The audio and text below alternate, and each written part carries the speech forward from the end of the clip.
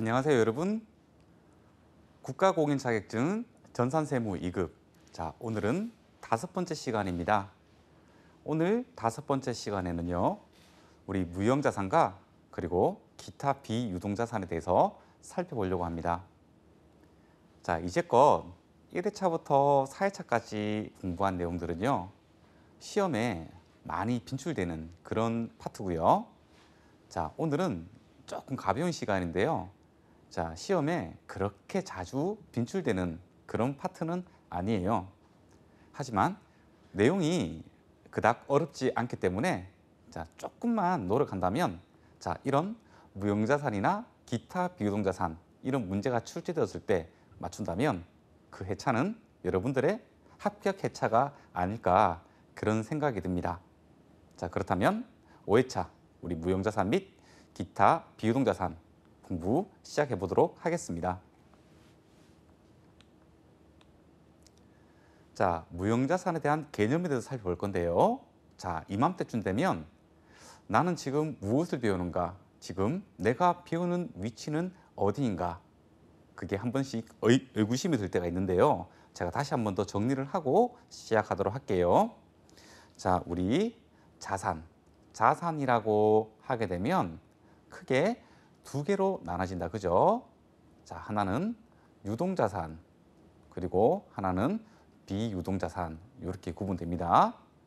자, 여러분들 자산 여러분들 기억나나요? 자, 우리 총론에서 배웠죠? 자, 우리 유동과 비유동을 구분한다. 그 구분하는 기준은 1년 또는 정상적인 영업주기. 이렇게 해서 우리 유동자산과 비유동자산 구분하는 거 우리 배웠습니다. 그죠? 자, 그리고 유동자산에는 또 크게 당좌 자산과 그리고 재고 자산으로 구분이 됩니다. 자, 기억나나요? 자, 이럴 때 이 당좌 자산은 재고 자산이 아닌 비유동 자산은 다 당좌 자산이다 라고 했는 거 기억나죠? 자, 이 비유동 자산에는 투자 자산도 있고요. 그리고 무형 자산도 있고요. 그리고 유형 자산도 있고요. 그리고 기타 비유동 자산도 이렇게 있는 거예요. 자, 오늘 우리가 무엇을 배울 것이냐? 비유동 자산 중에서 이 무형 자산하고 기타 비유동 자산을 공부하는 거예요. 자, 여러분들 한 번씩 공부를 할 때는 이런 개정 과목이 내가 지금 어디쯤 위치에서 공부를 하고 있는 것인가를 꼭 생각을 하면서 가셔야 돼요. 덜렁 무형자산을 공부하고 나왔는데 이 무형자산이 어디에 속하는지 모른다면 나중에 오답을 체크할 확률이 꽤 높습니다. 자, 무형자산에 대한 개념에 대해서 한번 살펴보도록 하겠습니다. 자, 개념은 확실히 짚고 넘어가야지 나중에 생각이나 지식이 파생이 되니까 꼭 살펴봐 주셔야 돼요. 자, 무형자산이란 회사가 장기간에 걸쳐 영업활동에 사용할 목적으로 자, 또 나오네요. 그죠? 유형자산과 마찬가지로 사용할 목적으로 보유를 하고 있는 이제 유형자산하고 이제 반대가 될 것 같아요. 자, 물리적 실체가 없는 그러니까 눈에 보이지 않는 어떤 비합회성 자산이 무형 자산이다. 자, 그런데 이 무형 자산은 그 인식 기준이라는 게 있어요. 이 세 가지를 모두 다 충족을 해야지 우리가 무형 자산으로 인식을 할 수 있는 겁니다. 자, 첫 번째, 식별 가능해야 됩니다. 자, 식별 가능하다. 어떻게 여러분들은 이해가 되죠? 이게 식별 가능하다. 이게 뭐 눈에 보여야 되는 건가? 이렇게 생각할 수도 있고요. 그죠? 자, 이거를 회계적 시각에서 바라본다면 떼어 팔 수 있다라는 말이에요. 떼어 딱 그 자산만 딱 떼어서 팔 수가 있다고 하면 그 금액을 구체적으로 신뢰성 있게 측정도 가능하다는 말이거든요. 자, 그래서 이 식별 가능하다라는 말은 다른 것과 구분을 해가지고 딱 그것만 떼어서 이것을 내다 팔 수 있느냐? 그러면 식별 가능하다라고 이야기를 할 수 있습니다. 자, 두 번째, 기업이 통제를 하고 있어야 됩니다. 만약에 통제를 하고 있다면 나의 자산이 아니겠죠. 그죠? 자, 그래서 두 번째 요건은 기업이 통제를 하고 있어야 됩니다. 자, 세 번째, 모든 자산의 정의에서 나오는 것처럼 미래 경제적 효익이 발생해야 되는 것들입니다.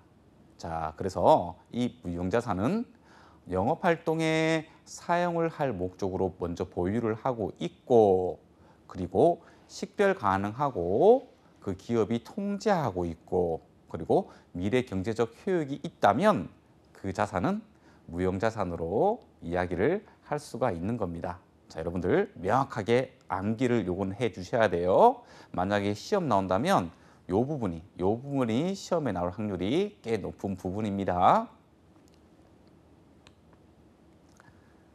무형자산의 종류는 굉장히 많습니다. 뭐 눈에 보이지 않으니까 이름 붙이기 나름이겠죠. 자, 우리 하나하나 먼저 좀 살펴보도록 할게요. 자, 영업권이라는 게 하나 있고요. 그리고 내부 창출 영업권이라는 게 있네요. 자, 영업권은 이렇게 두 가지로 이렇게 구분이 되겠네요.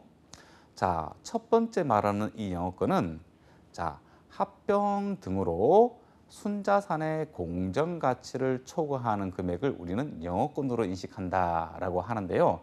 이거 아직까지 무슨 말인지 잘 이해가 안 될 거예요. 제가 뒤에서 회계 처리를 보여주면서 아, 이 말이 이런 말이었구나라는 것을 제가 설명을 해 주도록 하겠습니다. 자, 두 번째. 먼저 요거 구분을 해야 되는데요. 자, 요 위에 영업권은 제가 구입한 거예요. 외부로부터 구입한 거예요.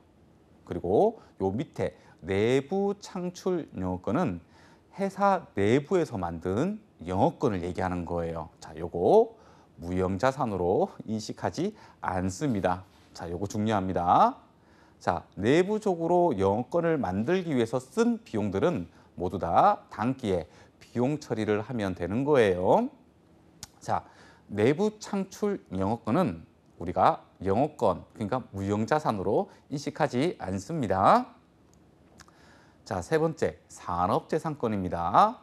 산업재산권은 자, 법률로 자, 우리가 권리를 준 거죠. 자, 법률로 뭐 일정 기간 동안 독점적으로 또는 배타적으로 이용할 수 있는 권리를 산업재산권이라고 이야기를 하는데, 산업재산권은 요 밑에 제가 조금 상세하게 좀 적어놨어요. 어떤 특허권 또는 실용권 또는 디자인권 또는 상표권 뭐 이런 것들을 우리는 산업재산권이라고 이야기를 하는 거예요. 자, 그래서 우리가 회계 처리를 할 때 자, 산업재산권 했을 때 자, 구체적으로 요런 것들이 별도의 하나의 계정이라고 이렇게 생각을 해주시면 됩니다. 자, 그리고 소프트웨어입니다. 소프트웨어. 자, 요거는 어떤 거냐면 자산 인식 요건을 충족하는, 그러니까 식별 가능하고 기업이 통제하고 있고 그리고 미래 경제적 효익이 있는 그런 요건들을 갖춘 소프트웨어 구입 대가를 우리는 소프트웨어이지만 무형자산으로 분류를 하고 있는 겁니다. 자, 그래서 소프트웨어 요거 살짝 기억을 좀 해주고요. 자, 무형자산 중에서 가장 중요한 개념이 이제 나오네요. 자, 요거예요. 자, 요거는 네, 별을 많이 쳐도 됩니다. 요거는 자, 그래서 무형자산 딴 거는 다 스킵하더라도 자, 요 내용만은 알고 있어야 되는 거예요. 자, 개발비예요. 자, 이 개발비는 순서를 잘 봐야 됩니다. 자, 개발비. 자, 연구 단계에서 지출을 할 때가 있고요. 연구 단계를 끝내고 상업화 하려고 개발 단계로 이어질 때 그때 지출을 하는 게 있어요. 자, 그죠? 자, 플로우를 잘 봐야 돼요. 자, 이 개발비는 우선 어떤 제품이 상용화가 되기 전에 연구를 먼저 하는 거예요. 자, 옷을 뭐 만드는 회사는 뭐 여러 회사들의 옷을 사가지고 뭐 기능성 실험을 해보고 뭐 이런 것들 있죠. 연구 단계죠. 그런 다음에 그 연구의 결과물로 인해서 상용화를 시키려고 개발 단계로 이제 넘어갑니다. 개발 단계로. 자, 요런 일련의 플로우 알고 그 단계에서 우리가 금액을 지출을 했다면 어떻게 회계 처리할 것인가를 먼저 살펴볼까요? 자, 연구 단계에서 지출한 금전들은 전부 다 판매비와 관리비로 회계 처리해 주셔야 됩니다. 관련 계정은 연구비라는 계정이 이렇게 있는 거예요. 연구 단계에서 지출한 내용들은요, 우리가 식별 가능하지도 않고 기업이 통제할 수도 없고 미래 경제적 효익도 없는 거예요. 그냥 그 연구 결과에 대해서 될 수도 있고 안 될 수도 있기 때문에 우리가 확정적이지 않은 거에서는 어떤 장부 금액으로 계산할 수가 없는 거예요. 그래서 이 연구 단계에서 발생한 금액들은 모두 다 연구비라는 계정으로 판매비와 관리비로 회계 처리해 주셔야 됩니다. 아셨죠? 자, 두 번째. 이번에는 연구 단계를 마치고 개발 단계로 왔어요. 자, 이 개발 단계에서는 요 두 가지를 봐야 돼요. 자, 개발비 요건을 충족을 했는가, 하지 않았는가. 자, 이 요건을 충족했다, 충족하지 않았다의 기준은 그거겠죠. 식별 가능한가, 기업이 통제하고 있는가, 그리고 미래 경제적 효익이 발생하는가. 자, 제가 왜 이렇게 자주 이야기를 하냐 하면 그 인식 요건을 여러분들도 지금 이 자리에서 암기를 하라는 말이에요. 그죠? 식별 가능하다, 기업이 통제하고 있다, 그리고 미래 경제적 효익이 발생한다. 자, 어렵지 않죠? 자, 이 세 개가 요건이에요. 자, 이 요건을 충족을 한다면 그때 개발비라는 계정으로 무형자산으로 취득을 할 수 있는 것들입니다. 자, 아셨죠? 자, 두 번째, 만약에 이런 인식 요건을 충족하지 못했다. 연구비와 마찬가지로 판매비와 관리비로 모두 다 비용 처리를 해 주셔야 됩니다. 자, 그런데 그때 쓰는 계정이 경상개발비인 거예요. 경상개발비. 자, 어렵지 않다, 그죠? 자, 개발 단계에서 지출을 하면서 개발비 요건을 충족을 했다. 그러면 우리는 개발비라는 무형자산으로 인식을 할 수 있다. 그 외에는 전부 다 판매비와 관리비로 비용 처리를 하면 된다. 자, 이렇게 우리 머릿속에 구조화를 좀 시켜 놓을까요? 자, 그리고 또 다른 무형자산으로는 우리 라이선스, 그리고 프랜차이즈 이런 것들이 있어요. 자, 이런 프랜차이즈. 자, 우리가 뭐 어떤 뭐 보쌈집을 하나 하는 데 있어 가지고 어떤 할머니께서 운영하시는 그런 보쌈집이에요. 그죠? 자, 그때 우리 가맹 계약을 체결을 하죠. 그러면서 쓰는 비용들이 있거든요. 자, 그런 것들을 프랜차이즈라고 얘기를 합니다. 자, 이런 것들도 무형자산에 해당이 된다는 점 알아주세요. 자, 그리고 저작권, 이것도 권리죠. 권리. 자, 그래서 무형자산입니다. 자, 그리고 임차 권리금이라는 게 있습니다. 임차 권리금. 자, 요거는 조금 구분이 필요한데요. 자, 제가 요거는 실사례를 하나 말씀드릴게요. 자, 요거는 프리미엄이라고도 이야기를 하는데, 자, 어떤 A 사업주가 어떤 장소에서 사업을 하고 있어요. 그래서 제가 여기에다가 이 사람이 나가면서 제가 다시 임차를 해서 이 A 사업장으로 들어가서 별도의 사업자 등록을 내고 자, 사업을 하려고 하는 거예요. 자, 이 A 사업자도 이 장소에서 떡볶이집을 했고요. 저도 이 가게에 와서 떡볶이집을 할 거예요. 자, 그런데 목이 너무 좋은 거예요. 그래서 A가 빠지면서 권리금을 달라고 하거든요. 자, 그때 저는 이 권리금을 주지 않으면 이 사람이 빠지지 않을 거기 때문에 다른 사람들이 들어가기 전에 제가 먼저 이 권리금을 주고 들어가 버리는 거죠. 자, 그렇죠. 그때의 이 프리미엄을 임차 권리금이라고 얘기합니다. 자, 이것도 무형자산이에요. 조금 이따가 기타 비유동자산하고 살짝 용어를 비교를 할 건데요. 정확하게 좀 알아줘야 돼요. 임차 권리금이에요. 권리금. 아셨죠? 취득하는 우리 입장에서는 영업권이 될 수도 있습니다. 자, 임차 보증금이라는 게 있는데 이게 비유동자산이에요. 제가 앞에 벌써 비교를 해놨네요. 그죠? 자, 임차 권리금은 무형자산, 그리고 임차 보증금은 비유동자산입니다. 자, 그리고 강업권, 어업권이라는 이런 권리들 전부 다 무형자산이고요. 자, 개발비와 관련해 가지고 시험에 자주 나오는 어떤 지문이 하나 있는데요. 제가 여기 메모를 좀 해왔어요. 어떤 거냐면 이렇게 돼 있네요. 자, 이런 연구 단계하고 이 개발 단계하고 구분이 할 수 없는 지출은 모두 연구 단계에서 발생한 것으로 본다. 이런 규정이 있거든요. 자, 그래서 이 연구 단계나 개발 단계나 이걸 구분을 하지 못한다. 어떤 프로젝트를 시행을 하고 있는데 그 프로젝트를 진행을 하면서 이 돈이 연구 단계에서 지출했는지 또는 이 개발 단계에서 지출했는지 모를 때는 모두 다 연구 단계에서 발생한 것으로 봐서 비용 처리하라라는 규정입니다. 그때 판매비와 관리비로 비용 처리해주면 되겠다. 그죠? 자, 이 무형자산은 이 무형자산 종류를 좀 잘 알고 있어야 됩니다. 그래야지 여러분들이 선택지에서 선택을 할 수가 있습니다. 올바르게.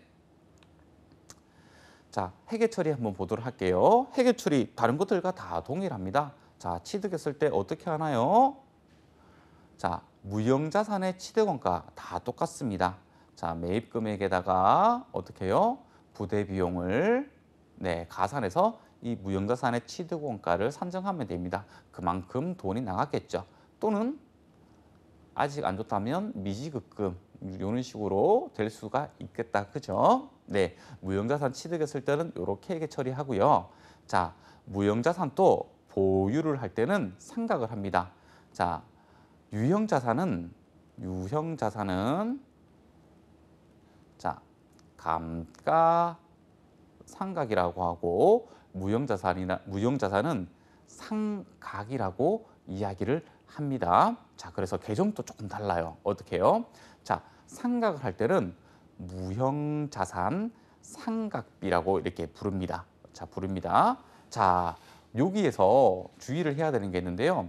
이 무형자산의 상각비에 대한 회계 처리 방법은 두 가지가 있습니다. 자, 첫 번째, 직접적으로 무형자산을 차감을 하는 방법입니다. 자, 이것을 우리는 직접법이라고 불러요. 직접법이라고. 자, 두 번째, 이렇게 나올 수도 있어요. 상각, 무형자산 상각, 누계액 이렇게 할 수도 있어요. 자, 이거는 우리 간접법이라고 합니다. 자, 유형자산은 반드시 이 간접법으로 우리가 회계 처리를 해야 되는데요. 무형자산은 이 직접법하고 간접법하고 둘 중에 하나를 선택해서 회계 처리를 할 수가 있습니다. 자, 그런데 실무적으로는 편리하게 직접법으로 이렇게 무형자산 상각비를 많이 처리를 하고 있는 거죠. 재무상태표가 다릅니다. 어떻게 해요? 재무상태표를 보게 되면 자, 우리가 직접법으로 할 때하고 간접법으로 할 때하고 달라요. 자, 우리가 무형자산을 자, 10,000원으로 취득원가가 10,000원이었어요. 이렇게. 자, 그런데 자, 무형자산 상각비가 만약에 1,000원이다. 그러면 직접법은요. 이 10,000원이 아니고 그 다음 연도에는 어떻게 되냐면 9,000원이 돼버리는 거죠. 이렇게 9,000원이 돼버리는 거고, 그리고 간접법은 누계액을 쓰는 거니까 취득원가는 변하지 않고요. 이렇게 감누, 그러니까 무형자산 상각 누계액이 이렇게 잡히는 거죠. 그래서 재무상태표에 표시하는 방법이 다르기 때문에 이 직접법을 선택하느냐 간접법을 선택하느냐 요거 실익이 있는 겁니다. 자, 어렵지 않죠. 자, 직접법, 간접법 모두 다 사용 가능합니다. 무형자산은요. 자, 무형자산을 처분할 때는 어떻게 될까요? 자, 똑같습니다. 유형자산하고요. 자, 첫 번째, 재무상태표에 인식되어 있는 이 무형자산을 먼저 제거를 합니다. 자, 그리고 현금은 우리 처분가액이죠. 자, 처분가액을 이렇게 인식을 해주고 이 처분가액과 이 무형자산의 상각비가 무형자산의 우리 장부금액하고 차이가 여기 무형자산 처분손익이 이렇게 될 거예요. 그죠? 언제나 똑같은 거예요. 그죠? 처분손익은 인식할 때는 처분가액에서 제거하는 유형자산이나 무형자산의 장부 금액을 차감해주게 되면 처분 손익을 인식할 수 있습니다. 자, 어려운 회계 처리 아니다, 그죠? 자, 영업권입니다. 자, 제가 영업권 때문에 조금 뒤로 미뤘는데요. 자, 볼게요. 자, 영업권은 이걸 외부 구입 영업권이라고 합니다. 그죠? 외부 구입 영업권. 잘 보세요. 자, 제가 어떤 회사를 합병을 한다고 할 때 그 회사의 자산을 모두 다 이렇게 가지고 오겠지요. 자, 그런데 회사를 합병하게 되면 좋은 것만 가져올 수는 없어요. 그 회사의 소극적 자산인 이 부채도 같이 가지고 와야 돼요. 자, 그 회사의 자산이 1,000원이 이렇게 있고요. 그리고 부채가 300원이 있다고 하면 그 회사의 순자산은 자본이잖아요. 순자산은 언제나 자산에서 부채를 차감하게 되면 순자산이 되는 거예요. 그러면 그 회사의 순자산은 1,000원에서 300원을 뺀 700원이 순자산이 될 거란 말이죠. 자, 그럴 때 우리가 그 회사의 자산과 부채를 인수를 하면서 이렇게 딱 700원만 주고 나면 인식할 영업권이 없는 거예요. 자, 그 말이 뭐냐 하면 그 회사의 자산과 부채를 가지고 오면서 우리가 700원에다가 웃돈을 줬어요. 만약에 300원이라는 웃돈을 줬어요. 다시요. 이렇게 300원을 이렇게 줬어요. 자, 그렇다면 영업권이 300원 되겠죠. 자, 그 말은 그 회사를 구입하면서, 합병도 구입이니까요. 자, 합병하면서 그 해당되는 주주들이 프리미엄을 준 거예요. 프리미엄. 우리가 임차 권리금처럼. 그렇죠?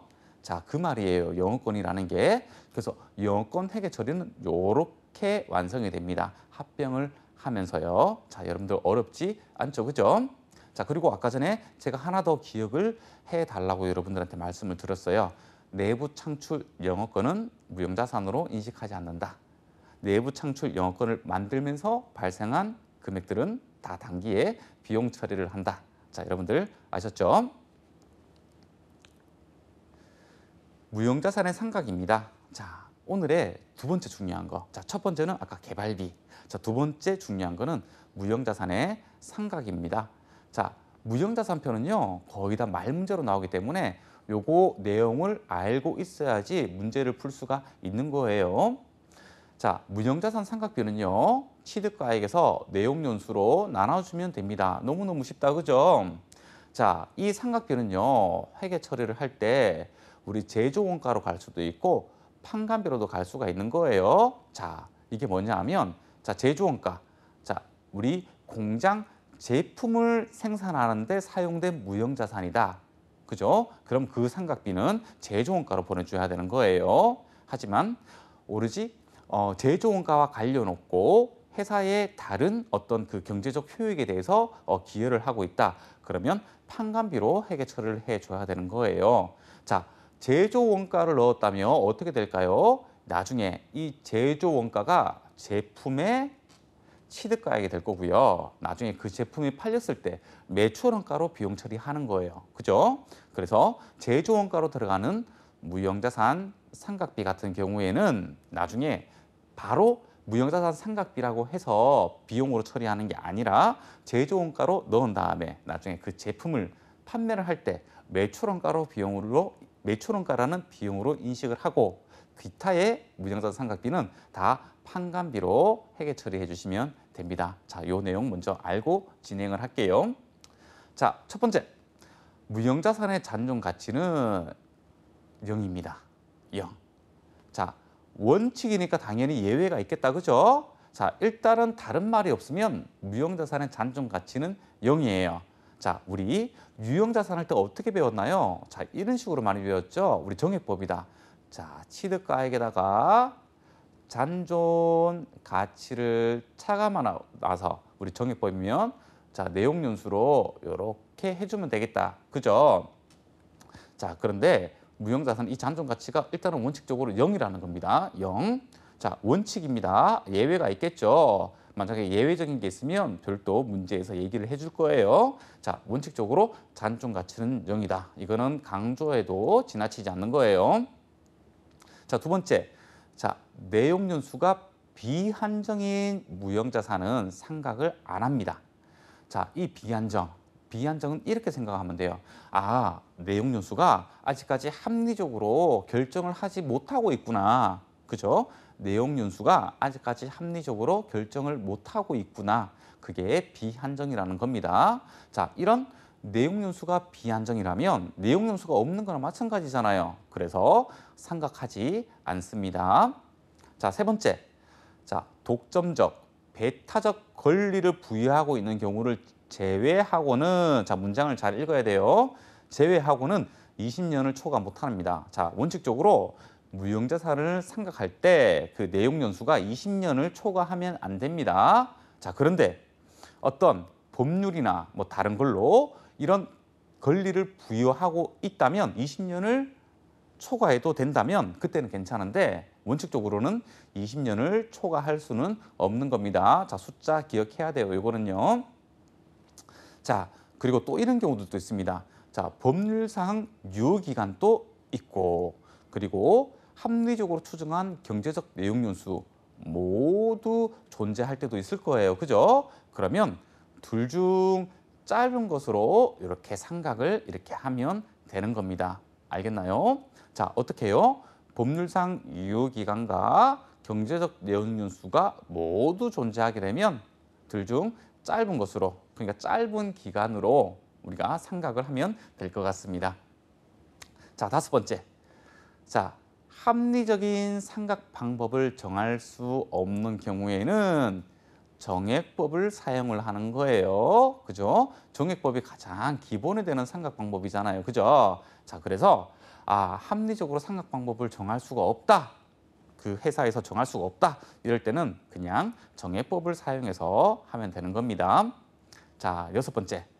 자, 외부 구입 영업권 있죠. 외부 구입 영업권. 얘는 정액법만 사용을 합니다. 아셨죠?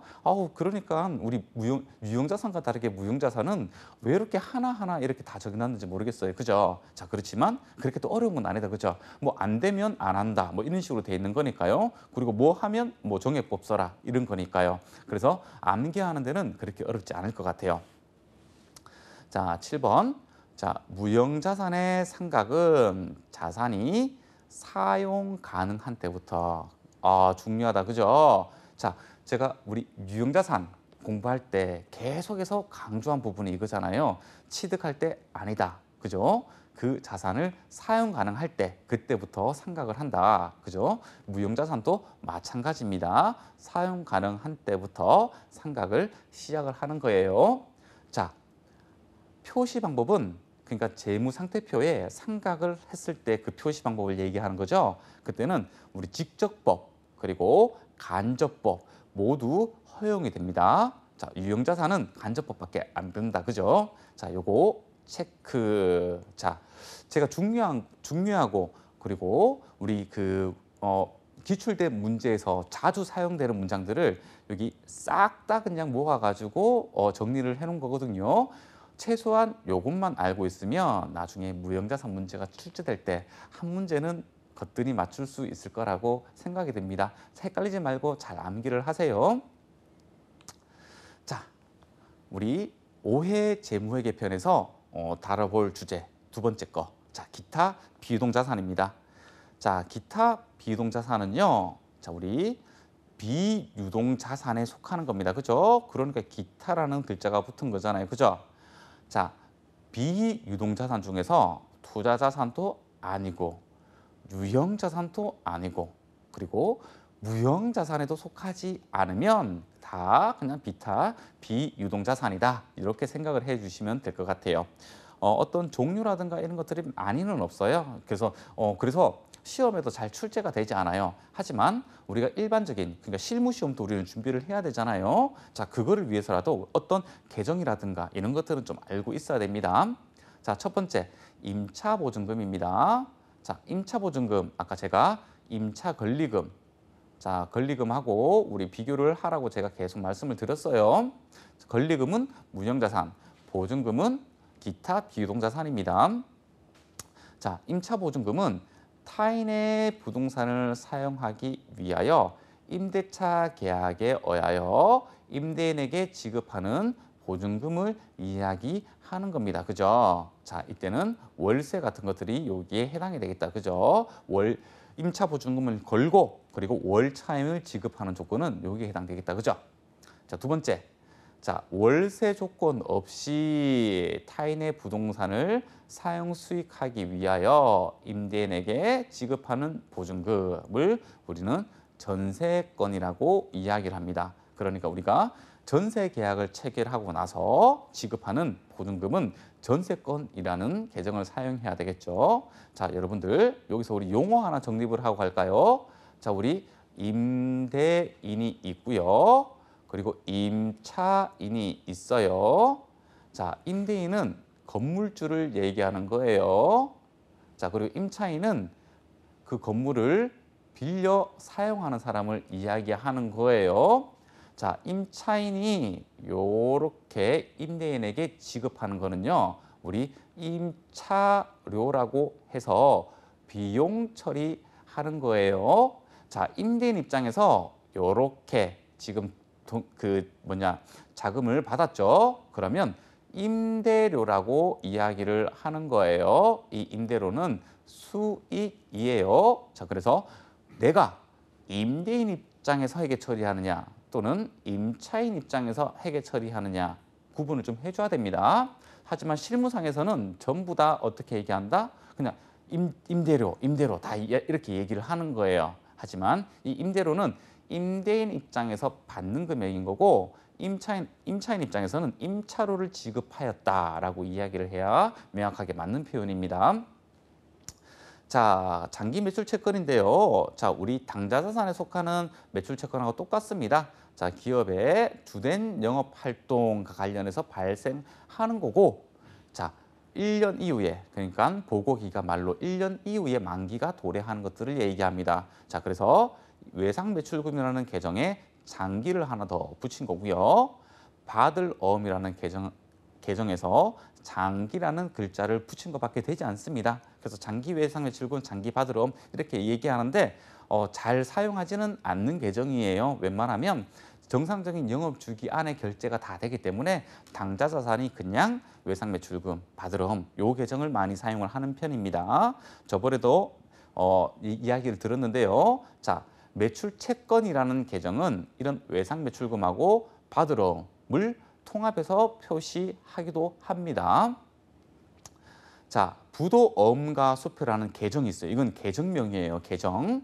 자, 요거는 부도가 된 어음을 관리하기 위해서 사용하는 임시 계정입니다. 부도 어음과 수표는요. 자, 그리고 기타 비유동 자산에 해당하는 계정으로 이런 이연법인세 또는 장기 미수금 이런 계정들이 또 하나 있습니다. 자, 그렇다면 이 기타 비유동 자산은 어떻게 회계 처리하는지 한번 볼까요? 자, 임차 보증금입니다. 자, 임차 보증금은 어느 조건요? 자, 월세 조건이다. 그죠? 자, 임차 보증금을 지급했을 때, 자, 대변에 현금이 빠지면서 기타 비유동 자산인 임차 보증금을 잡아주면 된다. 그죠? 어렵지 않아요. 자, 전세건은요. 자, 요거는 전세 계약을 했을 때 사용하는 계정인데 이런 전세 보증금을 현금으로 만약에 지급을 했다면 전세건이라는 기타 비유동 자산을 잡아주면 됩니다. 자, 장기 외상 매출금. 자, 매출을 올리고 나서 지금 요게 오타가 났네요. 자, 현금이 아니라 자, 매출입니다. 매출. 자, 매출을 인식하면서 외상으로 줬던가 안 그러면 어음을 받았던가 이렇게 돼야 되겠다. 그죠? 자, 요거 오타네요. 현금이 나갈 수가 없겠다. 그죠? 자, 요거 매출 요거 다시 한번 정정합니다. 현금이 아니고 매출입니다. 자, 부도 어음과 수표예요. 자, 요거는 이해하는 데 조금 도움이 되라고 제가 요 밑에다가 사례를 하나 가지고 왔습니다. 요 사례를 보면서 한번 풀어보도록 할게요.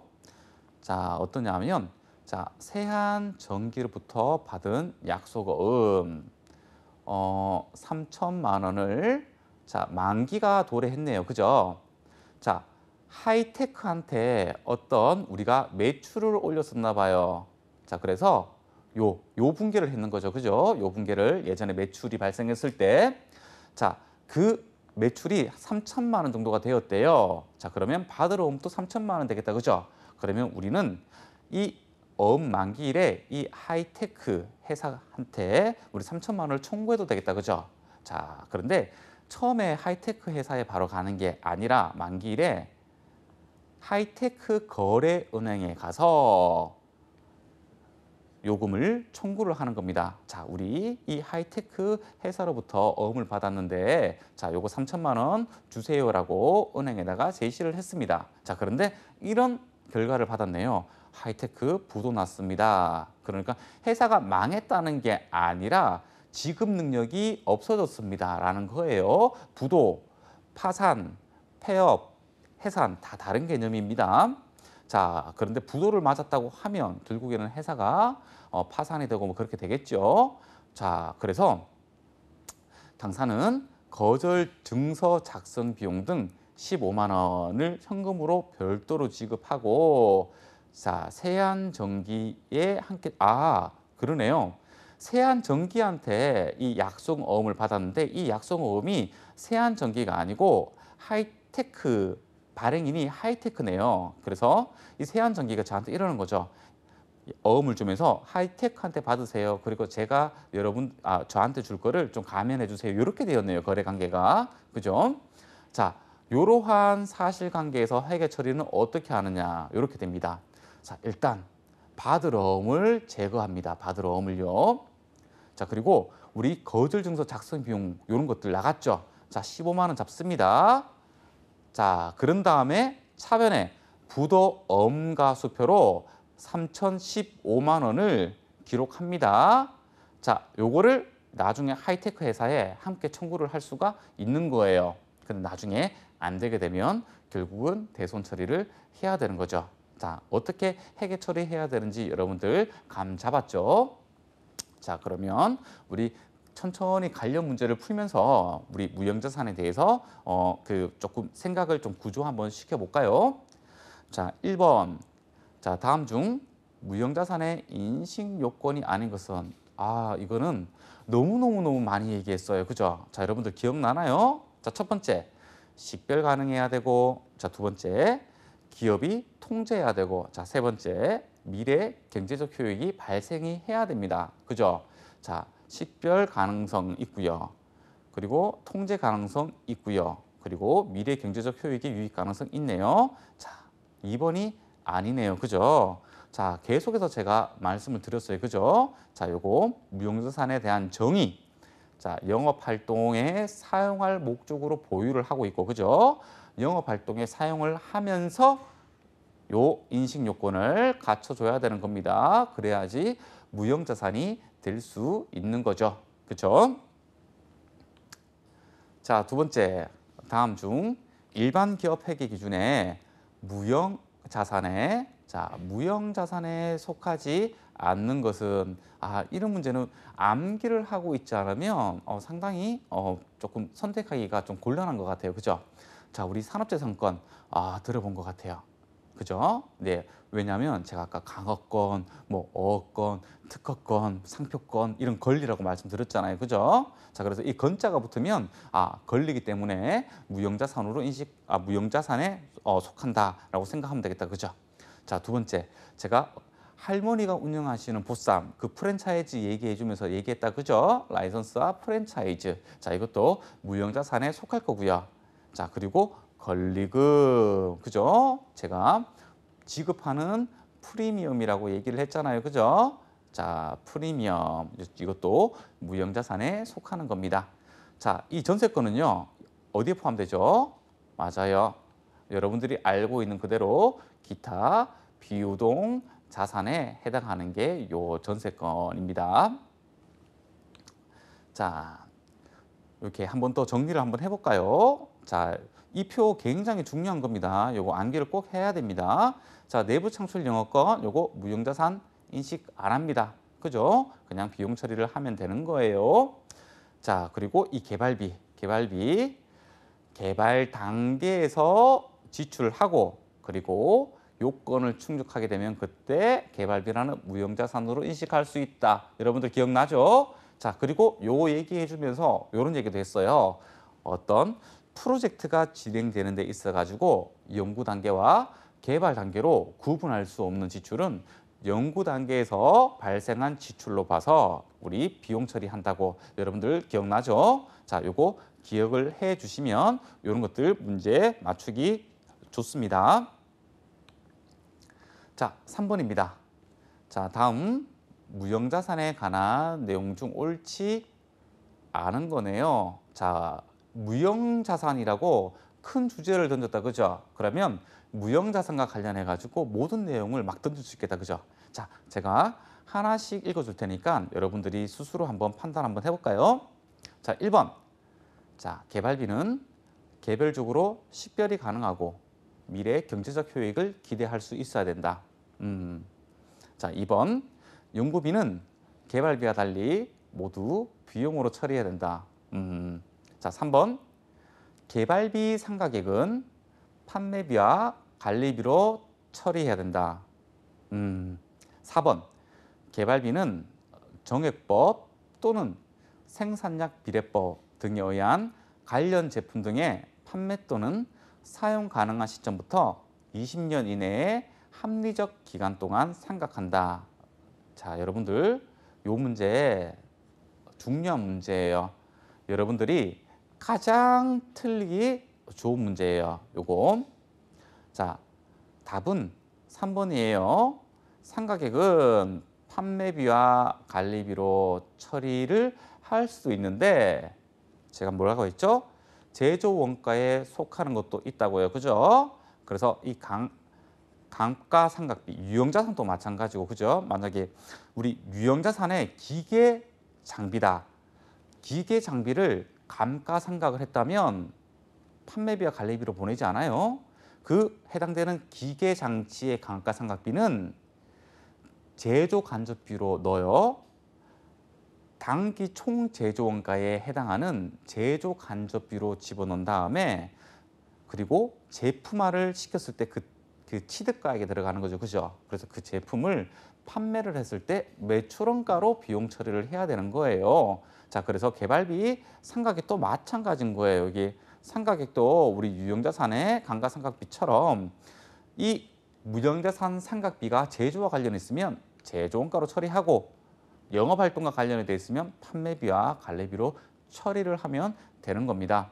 자, 이 3번 당연스럽게 생각을 하고 3번이 맞다고 생각할 수도 있는 거예요. 어쩌면 1번을 체크한 친구들도 많을 거예요. 왜냐하면 여기는 자, 기업이 통제를 하에 한다라는 요건이 빠졌잖아요. 그죠? 자, 그래서 통제 없다고 해가지고 1번을 찍은 친구들이 있을 거예요. 그죠? 자, 그런데 3번이 완전히 틀린 문장이잖아요. 그죠? 자, 그래서 1번은 맞는 표현이에요. 그죠? 만약에 개발비는 개별적으로 식별이 가능해야 된다. 이 말도 맞는 거예요. 그죠? 왜냐하면 만약에 기업이 통제하고 있어야 된다라고 하면 이 세 가지 중에 하나라도 빠졌을 때 문장이 완성이 되지 않게끔 그렇게 만들어야 됩니다. 그죠? 자, 그리고 개발비는 무형자산이다. 그죠? 그럼 이렇게 한번 볼까요? 무형자산은 개별적으로 식별이 가능하고 이 말도 맞다. 그죠? 개발비는 개별적으로 식별이 가능하다. 이 말도 맞다. 그죠? 자, 그러니까 이 개발비 자리에 무형자산 계정이 들어온다고 하면 다 맞는 표현이라는 말입니다. 자, 2번. 연구비는 개발비와 달리 모두 비용 처리해야 된다. 맞다. 그죠? 연구 단계에서 발생하는 비용은 모두 비용 처리해야 되는 겁니다. 자, 4번. 자, 개발비는 정액법, 생산력 비례법 이런 것들을 사용할 수 있겠다. 그죠? 우리가 어떤 방법만 사용해라 라는 건 없어요. 단지 영업권은 정액법만 사용을 하고 그리고 감가상각 방법을 합리적으로 선택할 수 없는 그런 회사들은 정액법으로 사용을 안 하는 회계 규칙이 있는 거지. 자, 이런 생산량 비례법을 사용하지 말라는 그런 규정은 없어요. 사용을 해도 됩니다. 자, 생산량 비례법 등에 의해 관련 제품 등의 판매 또는 사용 가능 시점부터 자, 사용 가능 시점부터 자, 20년 이내에 합리적 기간 동안 상각한다. 이것도 맞다. 그죠? 자, 원칙적으로 20년 초과하면 안 된다. 그죠? 그런데 어떤 법률이나 다른 걸로 어떤 기간을 달리 한다면 20년을 초과할 수 있다라고 제가 말씀을 드렸습니다. 자, 4번입니다. 자, 요거 한번 풀어보도록 할게요. 자, 무형자산에 대한 설명 중 옳지 않은 것은 자, 이것도 큰 범위의 문제네요. 그죠? 어디에서 나올지 모르겠다. 그죠? 자, 1번. 자, 무형자산이란 업무 용도로 보유하는 비합회성 자산으로서 일반적으로 미래 경제적 효익이 있는 물리적 형체가 없는 자산을 말한다. 자, 어떤 말인지 이해했죠? 자, 2번. 무형자산의 취득원가는 그 자산의 창출, 제조, 사용 준비에 사용된 직접비뿐만 아니라 간접비도 포함된다. 자, 무형자산의 취득 원가에 대해서 설명을 했는데 자, 여러분들 이해했죠? 자, 3번. 무형자산의 인식 기준을 충족하지 못하면 그 지출은 발생한 기간의 비용으로 인식한다. 아하, 인식 기준을 충족하지 못하면 비용 처리해라 라는 거네요. 3번은. 자, 4번. 무형자산의 상각은 항상 판매비와 관리비로 처리한다. 에이, 이건 문제가 너무 싱겁다. 그죠? 아니에요. 자, 우리가 3번 문제를 풀어봤기 때문에 4번 문제를 쉽게 풀 수가 있었던 겁니다. 또 하나, 또 특별한 단서가 있었죠. 그죠? 항상, 반드시, 뭐뭐만 답일 확률이 굉장히 높은 지문이다. 그죠? 하지만 언제나 그게 답은 아닐 수가 있는 거예요. 우리가 똑바로 알고 그 선택지를 선택을 해야 될 것 같습니다. 자, 요거 자, 상각 어떻게 하라고요? 제조와 관련이 있으면 제조원가, 그리고 영업활동과 관련이 있으면 판관비. 자, 여러분들 알겠죠? 자, 1번, 2번, 3번 맞는데 자, 요거 2번 지문을 좀 보도록 할게요. 자, 무형자산의 취득원가는 그 자산의 창출, 제조, 사용 준비에 사용된 직접비뿐만 아니라 간접비도 포함된다. 자, 우리가 뭐 어떤 것을 제조를 한다고 했을 때 이 제조를 한다고 하면 어떤 재료도 필요할 거고, 그리고 사람의 노동력도 필요할 거고, 그리고 전기나 아니면 뭐 수도나 뭐 이런 것들을 사용해야 될 것도 있잖아요. 자, 이런 것들을 제조원가 3요소라고 부르는 것들이 있는데요. 자, 이런 전기, 수도 뭐 이런 것들을 우리는 간접비라고 보통 이야기를 합니다. 자, 직접비는 그런 것들을 제조하는데 직접적인 재료라든가 직접적인 노동력 뭐 이런 것들을 얘기하는데요. 자, 무형자산의 취득원가도 동일합니다. 유형자산이나 이런 것처럼 그 자산을 취득하는 데 있어 가지고 그 매입가액에다가 이런 취득 부대 비용 싹 다 더해줘야 된다는 겁니다. 자, 4번 문제 잘 풀어보았습니다. 자, 5번 문제네요. 요거 5번 문제는 다음 중 자, 요거는 영어권에 대해서만 물어봤네요. 자, 옳지 않은 것은 자, 함께 풀어봐요. 자, 내부적으로 창출된 영어권도 신뢰성 있게 측정하였다면 자산으로 인식할 수 있다. 자, 여러분들 판단 내릴 수 있을 거예요. 자, 2번 매수 기업 결합으로 그러니까 합병이다. 그죠? 취득한 무형자산의 취득원가는 자, 매수일에 공정가액으로 한다. 그죠? 자, 3번. 자, 영어권의 상각은 자, 관계법령이나 계약에 정해진 경우를 제외하고는 자, 20년을 초과할 수 없다. 우리 많이 본 지문이다. 그죠? 자, 4번. 자, 영어권의 잔존가액은 없는 것을 원칙으로 한다. 자, 이렇게 다 읽어봤어요. 자, 여러분들 답을 찾았나요? 자, 정답은 1번이다. 그죠? 너무너무 쉽게 찾을 수 있었습니다. 그죠? 자, 내부적으로 창출한 영어권은 절대로 무형자산으로 인식을 하면 된다, 안 된다? 네, 안 됩니다. 그죠? 그렇게 발생한 비용들은 단기에 모두 비용 처리를 해줘야 되는 겁니다. 그죠? 자, 요거. 자, 매수기업 결합으로 취득한 무형자산의 취득원가는 매수일의 공정가액으로 한다. 요거 맞는 표현이다. 그죠? 제가 아까 전에 해계처리 어떻게 보여줬죠? 자, 차변에 이렇게 자산을 인식하고 자, 대변에 자, 부채를 인식하고 자, 현금으로 주고 샀다고 했을 때 현금이 이 자산 부채 금액을 차감한 순자산 금액 이상이었다. 그러면 이게 차변에 달라붙는 게 영업권이다. 그래서 프리미엄이다. 이렇게 말씀드렸죠. 그죠? 자, 이럴 때 이 자산 부채를 평가할 때 공정가액으로 평가를 한 다음에 우리가 이 자산 그리고 부채를 취득합니다. 자, 이 영업권도 마찬가지죠. 그죠? 공정가액으로 인식할 수밖에 없는 그런 구조로 되어 있습니다. 자, 6번 문제네요. 자, 6번. 자, 기업회계 기준에서는 내부적으로 창출된 무형자산의 취득원가는 그 자산의 창출, 제조, 사용 준비에 직접 관련된 지출, 그리고 합리적이고 일관성 있게 배분된 간접 지출을 모두 포함하도록 규정하고 있다. 다음 중 내부적으로 창출된 무형자산의 취득원가에 포함될 수 없는 거는 자 볼게요. 자, 무형자산의 창출에 사용된 재료비, 용역비, 그리고 무형자산을 운영하는 직원의 훈련과 관련된 지출. 자, 지금 취득원가를 얘기하는 거예요. 그죠? 취득원가. 자, 무형자산의 창출에 직접 사용된 유형자산의 감가상각비, 그리고 차입원가 이렇게 돼 있죠. 자, 취득이에요. 취득. 취득에 맞춰가지고 한번 보도록 할게요. 자, 우리가 운용을 한다. 운용을 한다. 자, 만약에 취득이 되고 나서 그리고 사용을 하겠죠. 자, 사용을 한다는 말이 곧 운영을 한다는 말입니다. 자, 그런데 자, 이 취득원가 있죠. 취득원가. 자, 취득원가는 취득할 때 발생한 우리 매입가액이나 부대 비용을 얘기하는 겁니다. 자, 요 사용할 때 또는 운영할 때 지출하는 거는 우리 유형자산에서 배웠죠. 자, 자본적 지출이거나 또는 수익적 우리가 지출 구분해서 사용을 해야 되는데 무형자산은 이런 자본적 지출과 수익적 지출을 구분할 수가 없을 것 같아요. 그죠?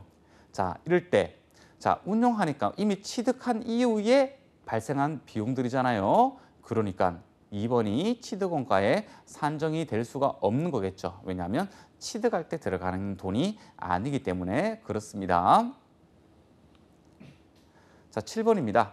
자, 다음 중 기업회계 기준상 무형자산에 대한 설명으로 자, 틀린 것은 이렇게 돼 있네요.